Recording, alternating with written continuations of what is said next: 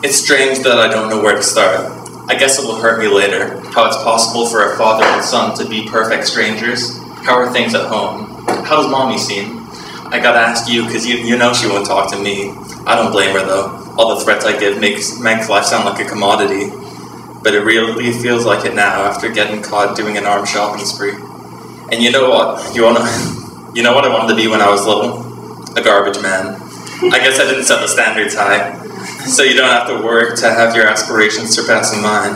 Remember when we used to play video games and watch The Last Samurai? Right about now, I think I could do with the sands of time. Because the pages of my memory are combusting like half of my mind is 451 degrees Fahrenheit. And so use me as a paradigm to see that life's more than just this pantomime. And I've never lived a happy life when I brandish knives and gats and nines. I heard your friend was diagnosed with sickle cell. And the isolation here makes me feel like I'm a single cell. This prison cell is a living hell, and at Christmas, well, I rattle a cup on the bars to resemble jingle bells. And I'm stuck stamping license plates under tight restraints, and the situation is grim, but how about you smile today? You know I love you, and I'm proud of you. I just never had time to say. Crazy how half an inch of glass can feel like 1,000 miles away. And I write to you so much, it seems like it's become tradition, because I haven't seen my son in 6 months, so why don't you come to visit?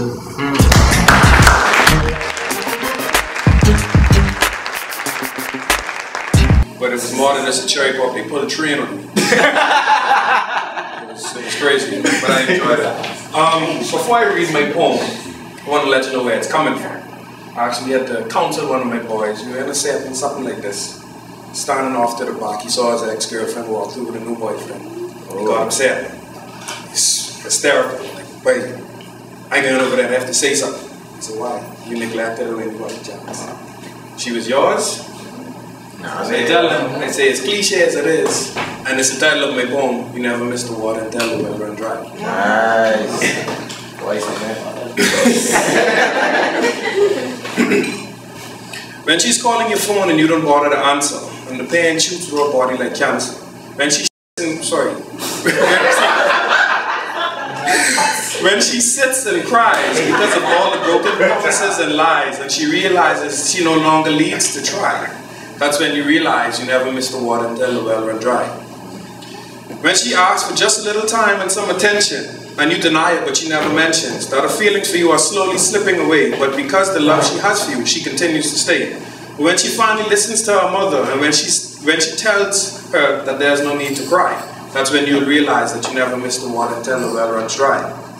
When she do just about anything for you and you do nothing in return, when she sits there and her heart continues to yearn for you to give her in return what she gives to you, when she cries so much that her face turns blue, when she prays to God and knows that she wants to be happy for a day, before the day that she should die, that's when you realize you never miss the water till the well runs dry. When she gets down and begs and pleads for you to just meet all her tiny needs, when she does all she can to make sure you succeed, even when she lets you take the lead. When you have her to the point where she says, oh my, that's when you realize you never miss the water until the well runs dry.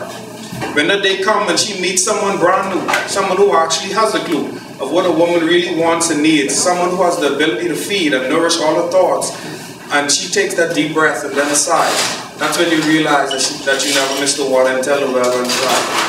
When she's finally able to pick up and leave, when she's able to let your relationship go and bless you, please believe that she has no intention on even looking back.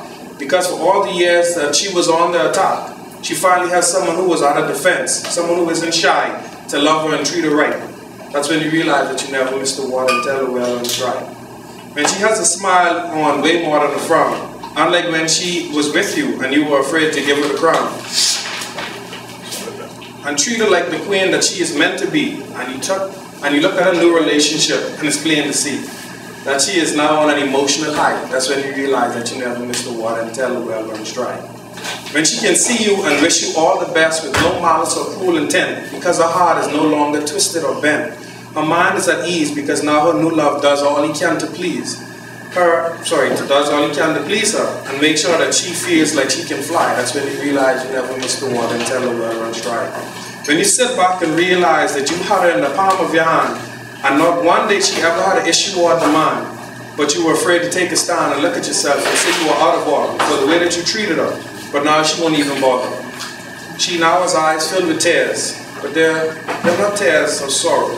It's a joy cry because she's now happy and in love with a new guy. That's when you realize you never miss the water until the well runs dry.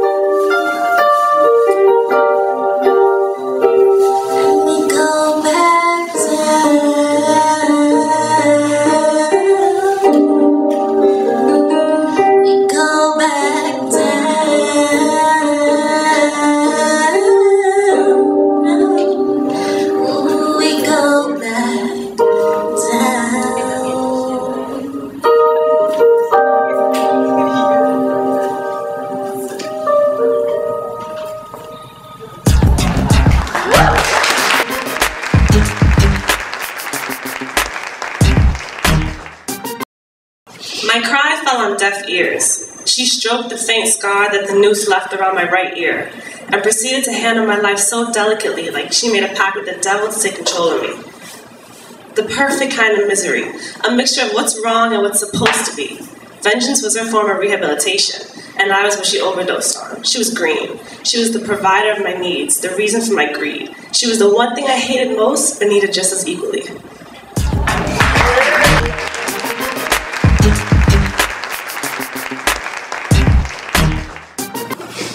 She has a hoarse voice and long horsehair to match. She wears braces that hold her teeth back but not her voice. She speaks as if she's yelling, she yells as if she's hurting, but she hurts as if it doesn't exist. She is the youngest child of 7, the loudest, the boldest. She is one brother and 5 sisters in one. She has learned a lifetime from mother's mistakes and makes her mistakes beautifully. She is beautiful. She says, people make you the way you are.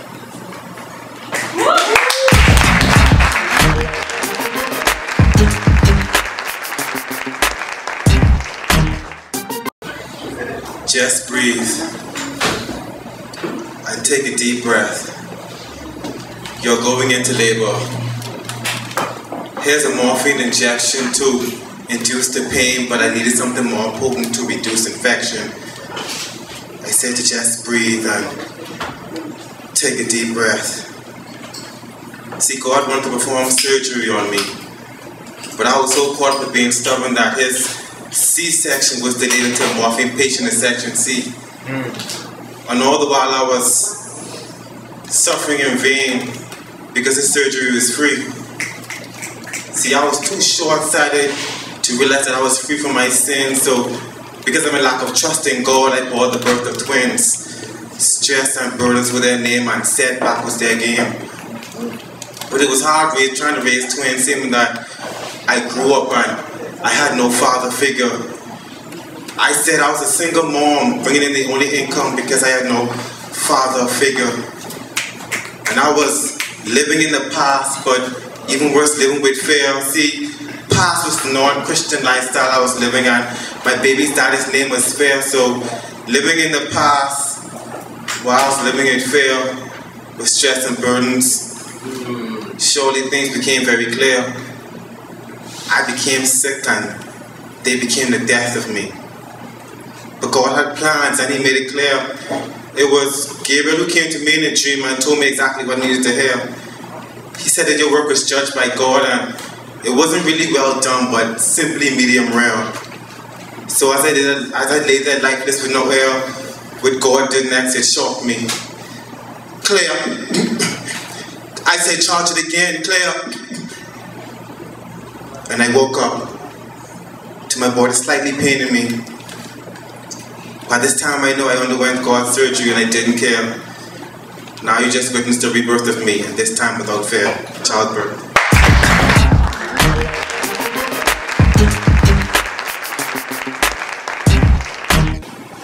Her eyelashes were too many to count.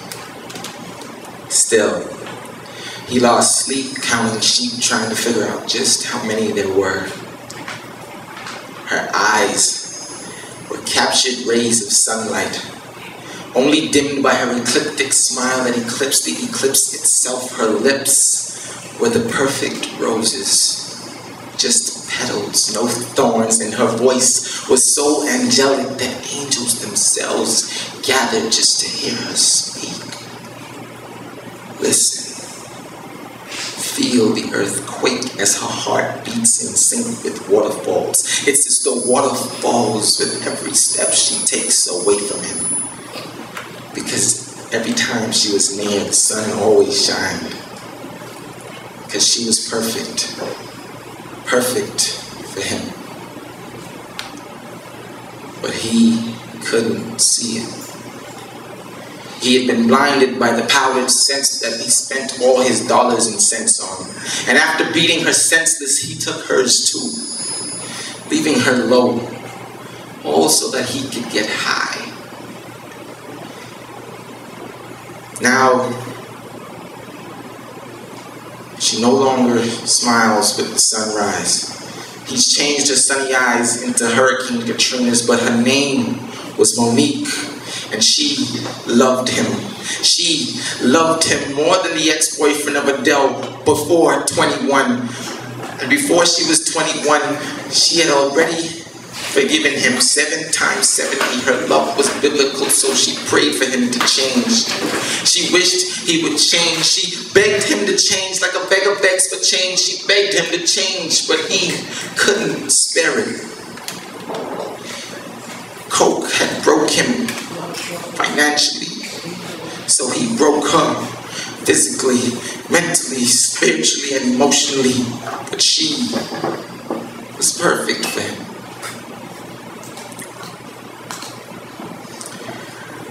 Her eyelashes were still too many to count. Even though her sunny eyes were forever closed in an open casket, he still tried to number them because she was perfect for him. But it was too late. It was too late for him to go back to what he had. Now he has nothing, but she was perfect for him. Her lips were no longer rose petals, but potpourri, and she agreed that she would wait until he got better. But she could no longer danced with waterfalls. And when her heart stopped for the final time, she left him low while she got high, because she was perfect for him.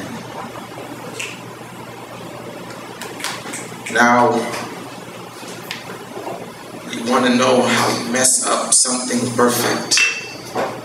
It only takes one hit.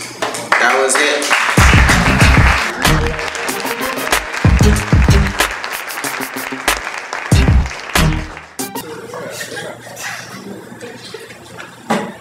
I'm feeling kind of brave. Do you want a piece of this? I'll be a little banana. If you think you can handle it. A sip from my cup? A tantalizing touch? Bet you weren't expecting this. Then again, you asked for it. But don't get me wrong. I'm far from promiscuous. I just want you to remember this. It's all about control. You mutter this over and over again as you my sex. Surprised to meet such warm, wet flesh. Vain attempts to hide your composure do not go unnoticed. So I make my move. Sitting astride your lap, and in that moment, you are mine. My flesh quivers as you cry out in delight. Your arms wrap around me, pulling me closer, filling me deeper. And I move. Slowly. Enjoying every thrust, every gentle kiss on my neck, every nail that claws into your flesh. Even the ragged breathing that kind of makes me feel like my heart will explode any minute now. It's all about control. But we can't help but lose it. The unforgivable torture gives way to the debilitating pleasure, filled with unbridled screams and lips, sweat-drenched bodies. You look at me so shocked, speechless beyond all manner. Was I too much for you? I hope not, because I can't wait to get my hands on you again.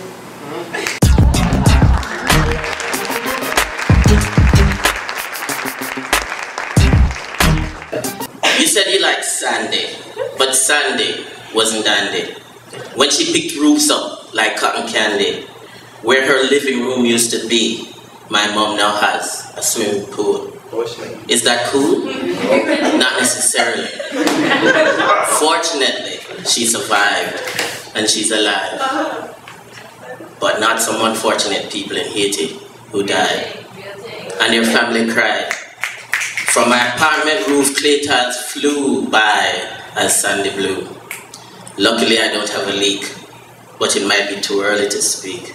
Let me get the results of the assessment first, before my wallet bursts with the reality of the bill that will face me. Cars in the parking lot were shot by the clay tiles that flew, by the winds that blew. Sandy, was she really dandy? Yeah.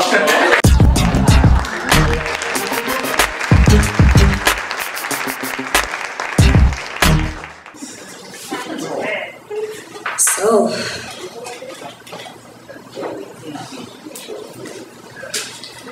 socially awkward hiatuses are queuing at every full stop of our sentences, like vehicles at intersections, and we wonder, who should be going next? At last, at this tenuous time, I'm on an actual date with a fair maiden holding exquisite taste in Beethoven and Mozart and Marilyn Monroe and Monet. Oh, what do I say with my perspiring palms shaking? She asks me, how was your day? How was my day?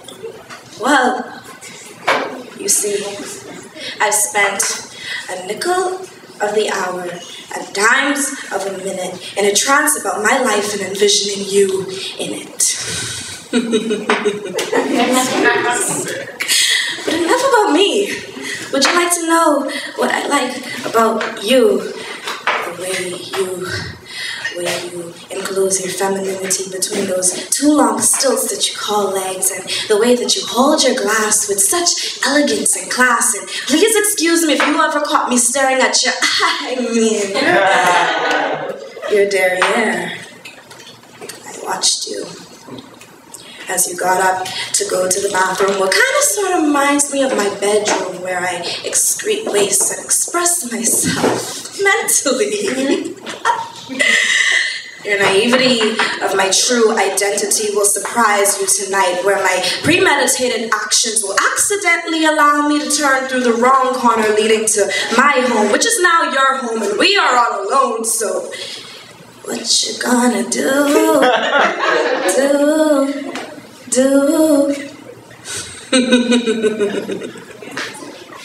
Isn't that your favorite song, by the way? I may seem muscularly impaired, but I am never in fear of squeezing the life out of your dainty anatomy. I just need to quickly get the duct tape and quickly get the rope to clasp your hands together the same way that you pray to your God. Oh God, where is he now when you need him most and if you cry? Even though I like it when you cry. Jesus. I will riddle your body from post to post, from coast to coast. They will hear what I've done to you tonight. So welcome to my dungeon, to my lair, to my breath of fresh air, where all I can hear is my little friends in my ears taunting me, telling me that tonight has to be better than any night before, better than any horrorcore or chorus of films that you can ever imagine. You are an actress in my world, in a role where I penetrate with inanimate objects because, frankly, my mom used to mess with me adolescently. She touched me, but she never f***ed me. She never loved me, so you will love me and feel it deep. Even while you are long asleep, seeping into filling every crevice of the holes that you hold dear, my dear. I thought of dismantling your face, but they need to see the expression on your face where my art has taken place. So won't you be my red, crimson red Mona Lisa? And I will romantically mix in your bodily paints as they finally rock you to sleep. But you were always long asleep.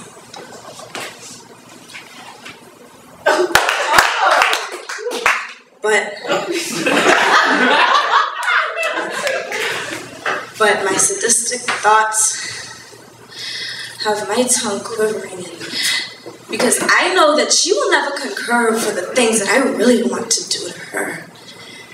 So don't judge me. I'm just gonna keep smiling, because she'll never know. So don't call me sick. Don't call me crazy. I'm just a little bit too explicit for many.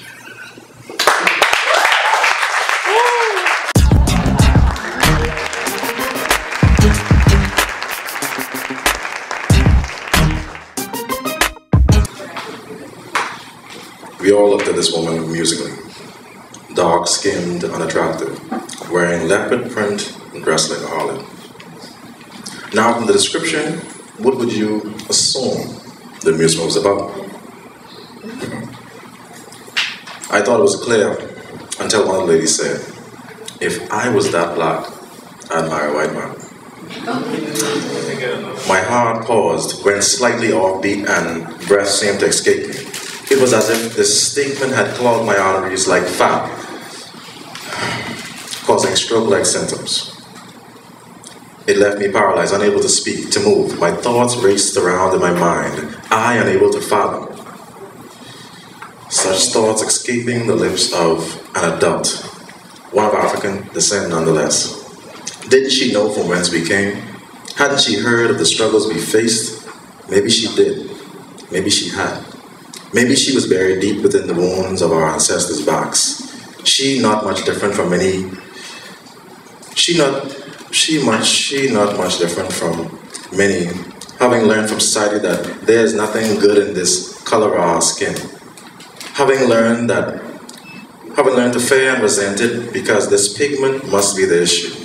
Seeing that we were subjected to so many horrid circumstances for no other reason than we were black. You see, for many, these nooses took away not only our ancestors' air, but it replaced on us the fear that this melanin in our skin must be a sin. That though we know God never made mistakes, why were we taken and mistaken for beasts, fed with scraps while off our labor they feast? Regardless of the shade of your skin, you should know that your blackness is strength. I hate to hear, she's pretty for a dark girl. She is pretty, period. There's nothing to add, and to your dark beauties be glad. You see, I always love the dark flesh, because subconsciously I feel this bright complexion must have been diluted, that this straight nose is proof that my gene pool was polluted. So I look forward to strengthening my lineage. I look forward to strengthening my lineage and teaching them the strength, the knowledge that this is the only way to strengthen their roots. Anyway, I messed up somewhere. Alright. Anyway, that your complexion will be an issue for the ignorant of heart, but your life should be a reflection of glory before the earth you depart. Alright.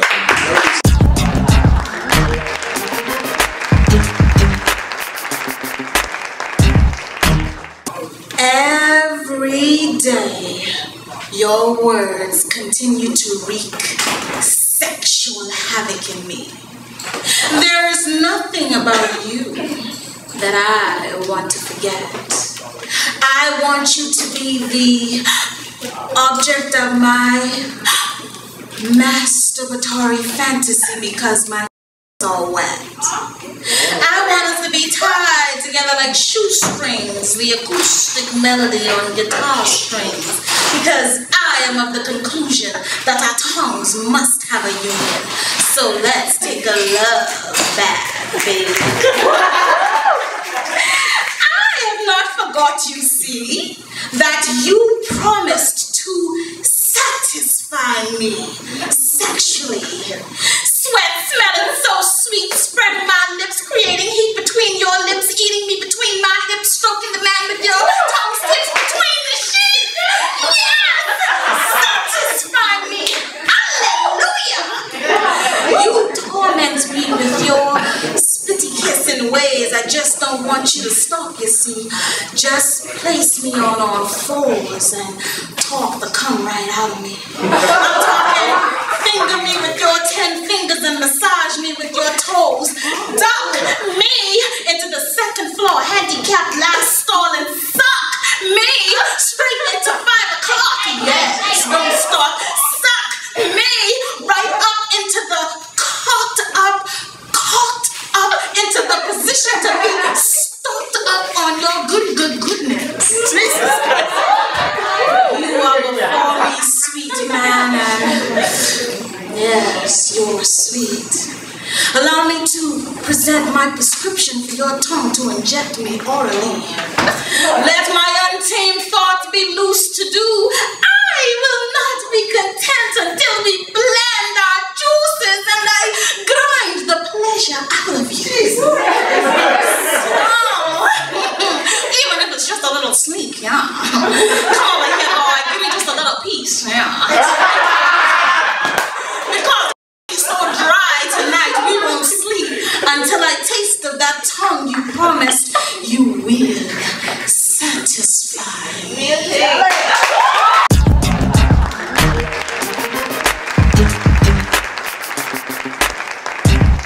Ramblings and babblings and my constant annoying Facebook postings, filling your inbox with the from mine to yours at the end of every noting. No comments to the words that should be spoken, visualizing the insanity of this unmasked vigilante. The insanity that's been sown across all humanity. And I'm not talking about Christianity. I'm talking about the mentality that we as the black people don't care about slavery. No one questions what we used to be before we were shipped overseas and taught to listen to whatever the master say and obey these. These principles of their sick societies where land had no value until all slaves were free. Where the men hanging from trees was a regular sight to see. And no one gave to like me unless I had a gun cocked and point to their face, making sure they don't breathe. What's our history? And why do we feel our history begins with slavery? See, now I'm crazy for talking about these things because no one cares about where there's Bahamian breeze and coconut trees and lots of Bacardi. When we don't even realize what happens to the States directly affects our country. At least they fought back in the States, but we are just lazy and accepted this industry to live in servitude and never developing a collective attitude towards our own independency. Time to ask these things, unlock these things, find out our true Bahamian history and why it only goes as shallow as slavery. Why Columbus traded us freely, so we made a national statue for all to see. We are all Africans originally.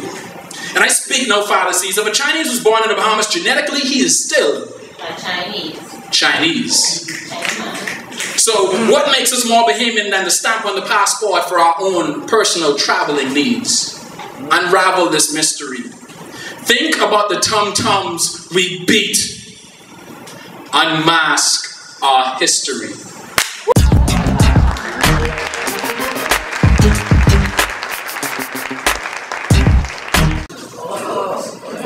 Back shots while gunshots explode down the road. Hard time loving our sanity. Y'all didn't get that? Hard time loving it. Alright, this one called When the Current Off. Skinny dipping in Sandy. Hurricane came, I came.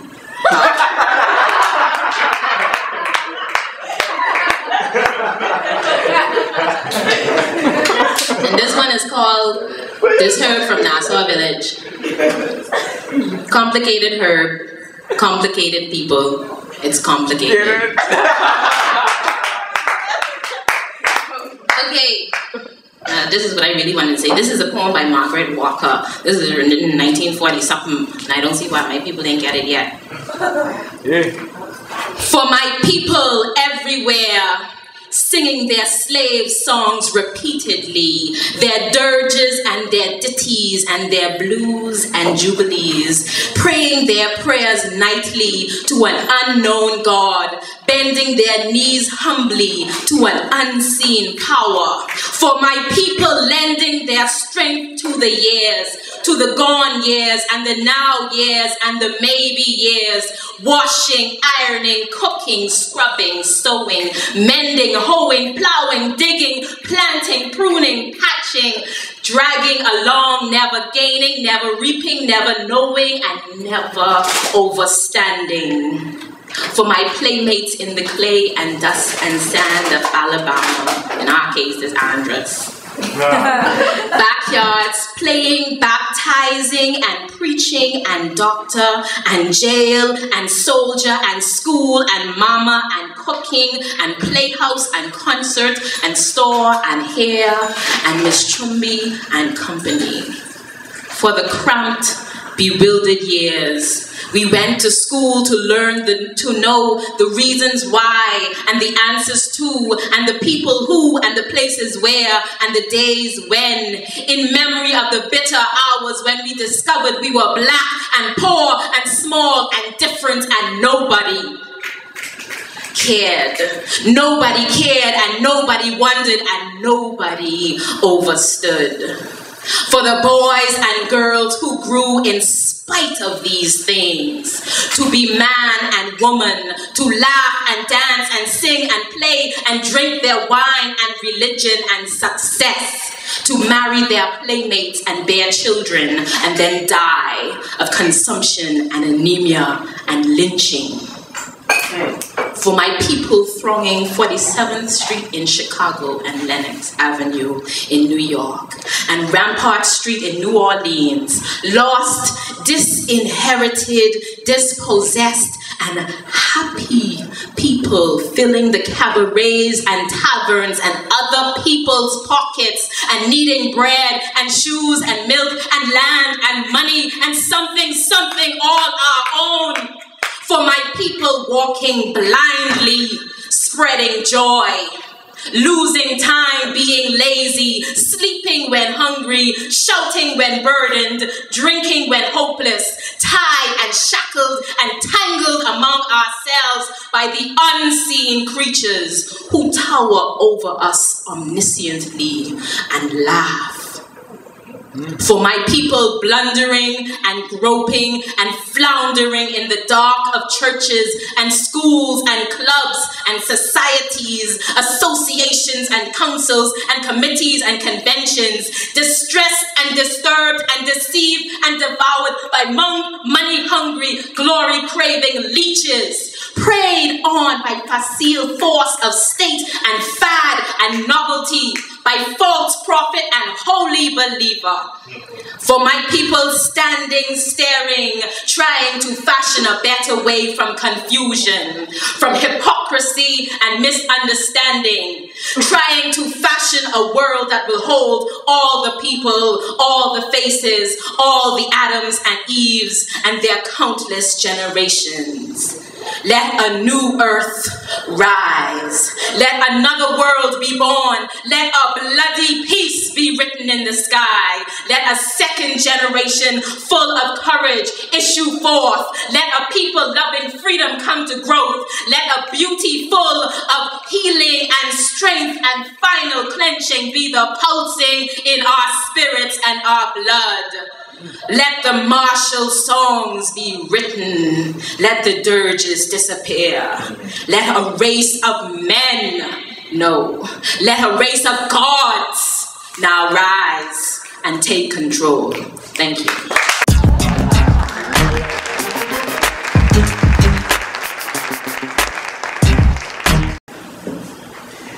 When words shatter, think it not because you spoke to few of them, but far too many. Had you allowed the microphone of observation to amplify your thoughts, the wings of silence to sustain your ground-bound defenses, your words would not have shattered. They would have mattered. I would have mattered. More than broken phrases, I would have mattered. More than fractional fragments, I would have mattered. More than decimal destinies, we would have mattered. But no particular particle could ever solidify the words that you've soaked in the acid of pride, so we don't have matter. What we have is exactly what I mean to you. Nothing. You ask me, what will it take to bring us back together? Nothing. What can I do to make you feel better? Nothing. What will it mean if we could do it all over again? Nothing. Nothing.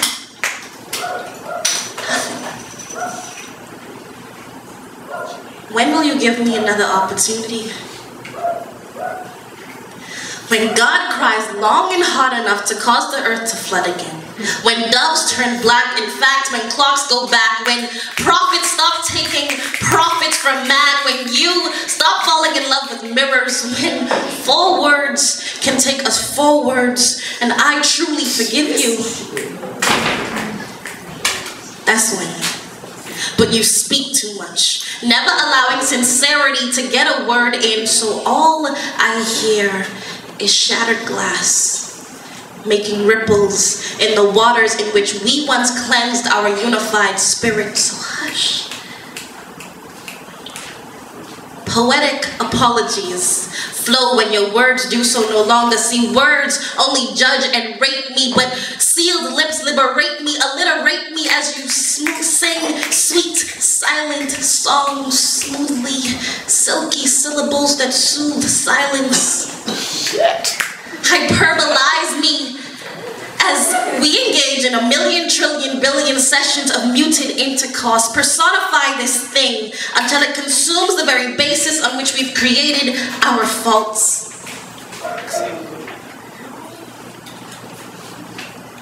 Just hush. What?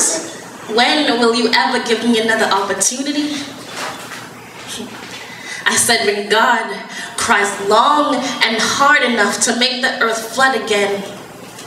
Hurricane Sandy makes an ocean of the Bahama land, so the flood returns.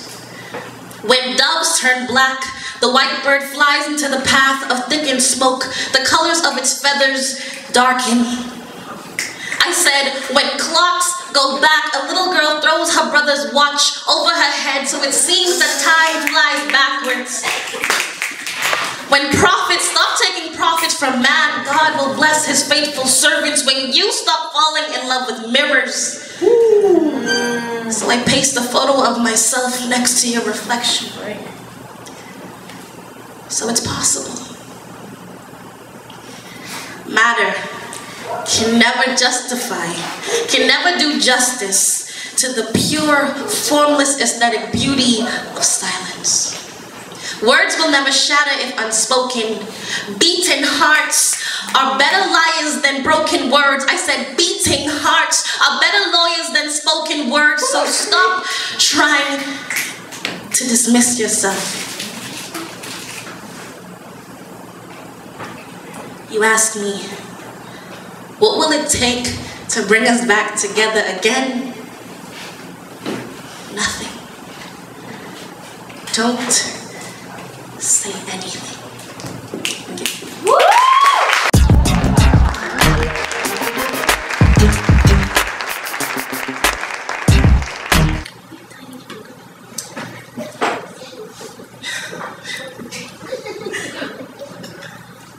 I'm actually glad that you were bold and brave enough to call my house.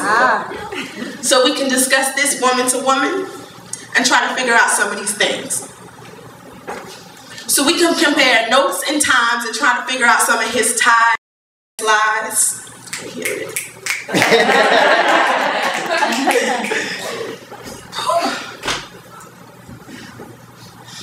I'm actually glad to be hearing it from the lips that left the lipstick on my man's collar. Even though he told me he was working late, trying to earn a couple extra dollars, and I loved and I trusted him, so his bullshit I would swallow, even though my intuition would never let me sleep. So I guess the gaps in our relationship is where you thought you would fit in.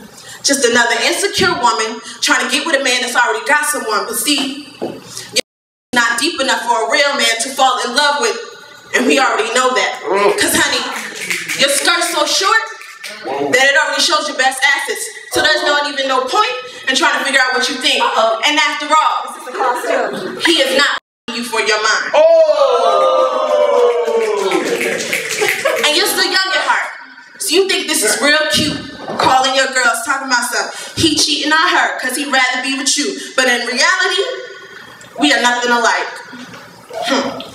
See, he gets real still between your sheets as he's tuning you out, and now he's picturing me because you pull up with that bull that I just won't deal with because I'm strong and who I am.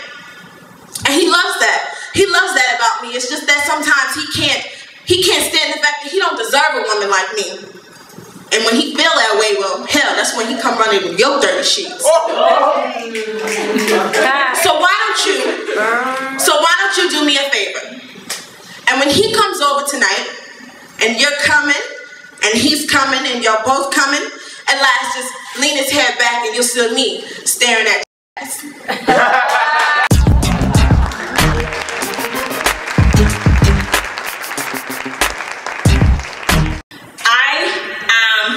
Whoa, man, I don't lift weights, I lift sons.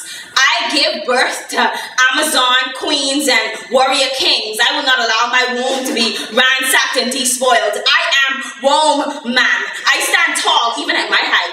I reach far and wide. I don't need validation. I know who I am. I am womb man. I will not allow this spirit free. It's been tied to me for years. I will not let you have her. I am womb man. I have loved deeply. I have been loved sourly in return. I have refused to let you be us. I am womb man. I know my places. I know my jobs. I've been here before. I am womb man. Tell it to basic women who believe that this lifetime is number one, who are not aware of where they walked, whose spirit they wear, whose mother they are, whose wife they've been, who spent their life doing nothing, seeing nothing, being nothing, don't give nothing to me. I am woman, wife, life, mother, friend, confidant, spirit, being. I am, the I am, the I and I, the Alpha, the Omega, God, essence, everything, everyone, you, me, I am.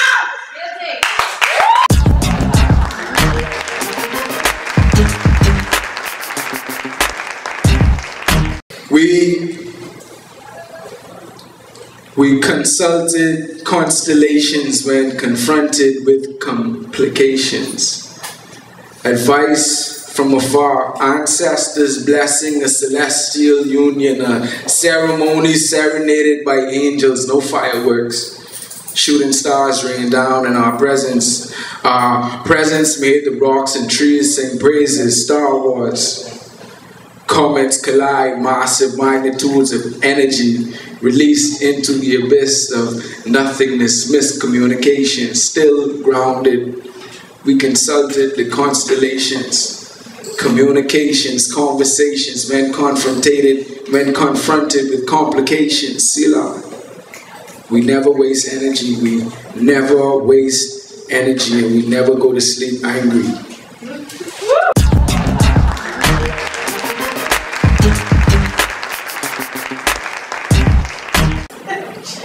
If I could survive the torrential waves of your mind and meander my way along your thoughts, would I still head for shore?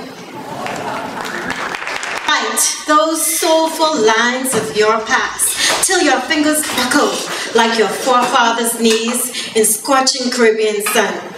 Write till your knuckles grow ragged, weathered like theirs, reaching, searching under coral reefs for another man's feast, diving for conch and crawfish spears pointed at their backs.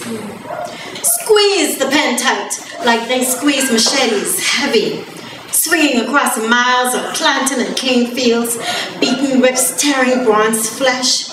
African kings, princes, uttered not a sound, but saved their strength to teach their sons to be learned men and to know true freedom. 'Cause freedom of mind, a hard lesson, was learned deep in the dank bellies of cargo ships, groaning in misery at every lurch, spewing weak limbs for unrelenting waters to swallow. No watery graves of Negro spirituals there.